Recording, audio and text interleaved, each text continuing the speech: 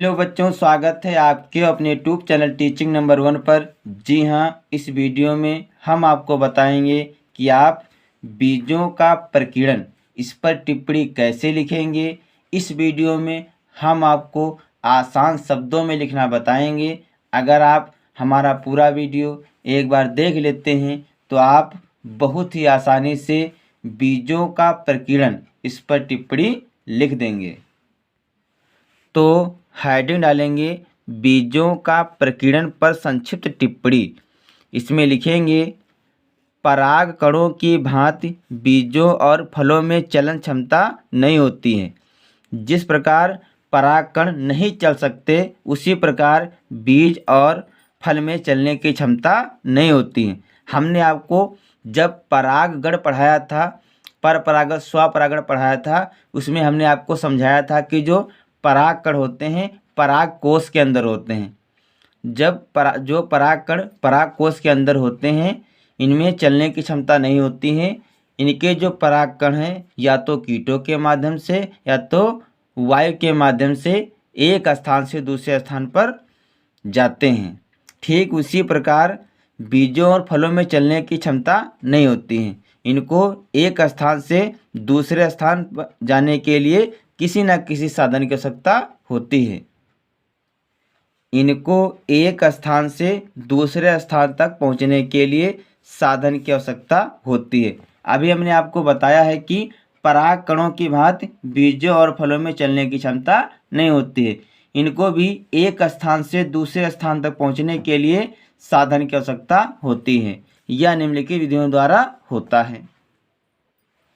अब पहली हेडिंग डालेंगे वायु द्वारा प्रकीर्णन, यानी कि वायु द्वारा प्रकीर्णन कैसे होता है। यानी कि ऐसे बीज ऐसे फल जो बहुत हल्के होते हैं और वायु के माध्यम से एक स्थान से दूसरे स्थान पर पहुंच जाते हैं तो उसे कहते हैं वायु द्वारा प्रकीर्णन।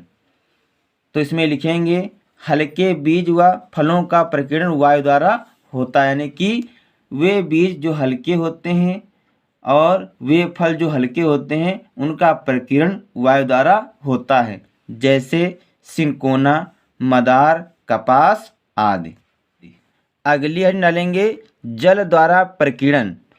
इसमें क्या होता है, जल में या जल के किनारे जो वृक्ष पेड़ खड़े होते हैं उनके बीज जल में गिर जाते हैं। वो क्या होते हैं, जब गिरने के बाद जल के माध्यम से एक स्थान से दूसरे स्थान पर पहुंच जाते हैं तो उसे कहते हैं जल द्वारा प्रकीर्णन। ये हमने आपको अपनी भाषा में बताया। अब हम आपको बताएंगे कि आप लिखेंगे कैसे। तो लिखेंगे जल में या जल स्रोतों के किनारे उगने वाले फल वृक्षों में जल द्वारा प्रकीर्णन होता है, जैसे नारियल, कमल आदि। अगली हेडिंग डालेंगे जंतुओं द्वारा प्रकीर्णन। इसमें लिखेंगे ऐसे फल जो पके व मीठे होते हैं उन्हें जंतु खा लेते हैं और मल के साथ बीज बाहर निकलकर प्रकीर्णित हो जाते हैं, जैसे पीपल, अंजीर, बरगद, गूलर आदि। यानी कि जंतुओं द्वारा प्रकीर्णन कैसे होता है, तो इसमें ऐसे फल जो पके होते हैं, मीठे होते हैं, उन्हें जंतु खा लेते हैं और उनके जो बीज हैं मल के साथ बाहर जब निकल जाते हैं, वो बाहर जब निकलते हैं तो प्रकीर्णित हो जाते हैं। उसे कहते हैं जंतुओं द्वारा प्रकीर्णन, जैसे पीपल है, बरगद है, गूलर है। इनके जो फल होते हैं कैसे होते हैं, मीठे होते हैं। इनको जंतु खा लेते हैं और जब खा लेते हैं वो मल के साथ बीज बाहर निकल कर क्या हो जाता है, प्रकीर्णित हो जाते हैं। तो इसे कहते हैं जंतुओं द्वारा प्रकीर्णन। अगली हेड डालेंगे विस्फोटन द्वारा प्रकीर्णन। इसमें लिखेंगे कुछ फलों में स्फुटन विस्फोट व झटके के साथ होता है, जिससे बीज दूर जाकर गिरते हैं। यानी कि कुछ फल ऐसे होते हैं जिसमें विस्फोटन विस्फोट व झटके के साथ होता है। यानी कि कुछ फल ऐसे होते हैं, आपने देखा होगा कि वो चिटक जाते हैं, जैसे वो चिटकते हैं वैसे ही उनके अंदर के बीज दूर जाकर गिर जाते हैं। तो उसे कहते हैं विस्फोटन द्वारा प्रकीर्णन, जैसे जिरेनियम, एब्रस आदि। तो बच्चों, इस वीडियो में हमने आपको बताया कि आप बीजों का प्रकीर्णन इस पर टिप्पणी कैसे लिखेंगे। इस वीडियो में हमने आपको बहुत ही आसान शब्दों में लिखना बताया है। आशा करता हूँ कि मेरा वीडियो आपको अच्छा लगेगा।